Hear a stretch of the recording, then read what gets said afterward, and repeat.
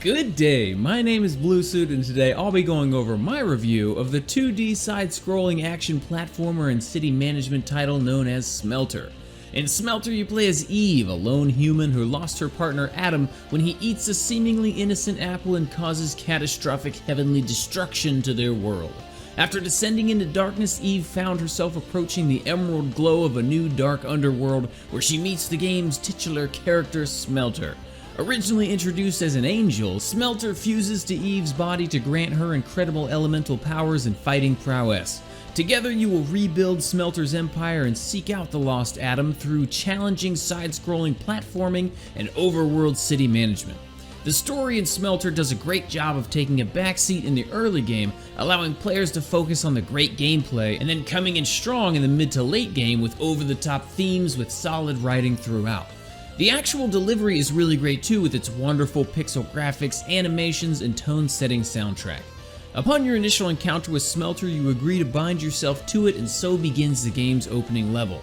At first, you only have access to Smelter's most basic powers, but as you progress through the story, you can unlock 3 different elemental variants of the Smelter suit that all have their own aesthetic and functionality. The first suit is the Earth-based Garabi armor, capable of devastating melee attacks and higher defenses at the expense of mobility. After unlocking your first rune and getting your first set of armor, the plot opens up to actually allow you to decide where to take the story next. Despite your options, however, you will inevitably unlock both the Aramagu and Netoro armors. The Netoro is essentially Mega Man with wings, as it gives you not only the power of flight, but your hand becomes a blaster that can actually be charged up to deliver super powerful hits to one-shot foes from afar. The Aramagu armor, however, is possibly my favorite due to its long-range electric whip attacks and super high mobility with its Voltra shift that allows you to teleport distances to avoid or pass through enemies. These armors are really what makes Smelter's combat so fun and satisfying, because once you have an armor unlocked, you can switch between them freely, allowing for lots of different styles of play. Especially considering that each one has its own skill tree, allowing for loads of different available abilities to pummel your foes with and make it through the game's more challenging platforming sections. The one major downside to combat is in the actual enemy variety though. Most levels will only have a few different types of enemies in them, and they even get reused between levels. The enemies that do exist though definitely have their own unique designs and behaviors, but it would have been a welcome sight to see a lot more. Upgrading your skill trees will require you to play through Smelter's challenge dungeons that can be found hidden throughout the game's levels.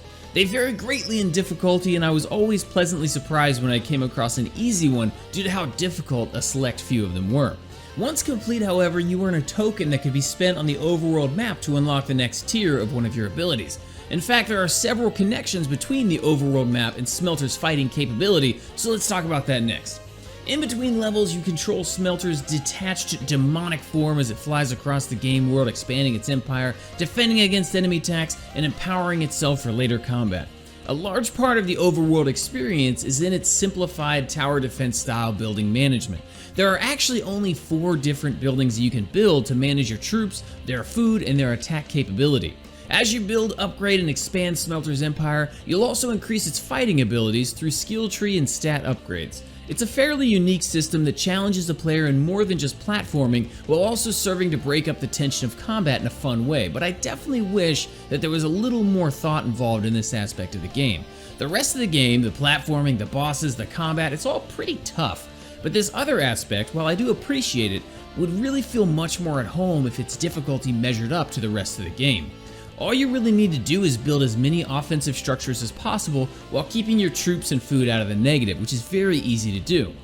You can pick up Smelter right now on Steam, Xbox, PS4, and Nintendo Switch for $20. It's a terrific take on classic titles like Mega Man and Actraiser that modernizes its gameplay with an outstanding soundtrack and tight, satisfying combat and platforming.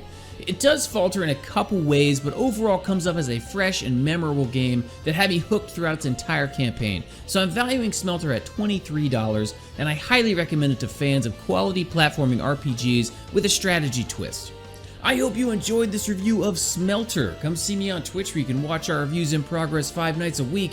As always, don't forget to like, subscribe, and let me know in the comments what you thought about it. Until next time, peace!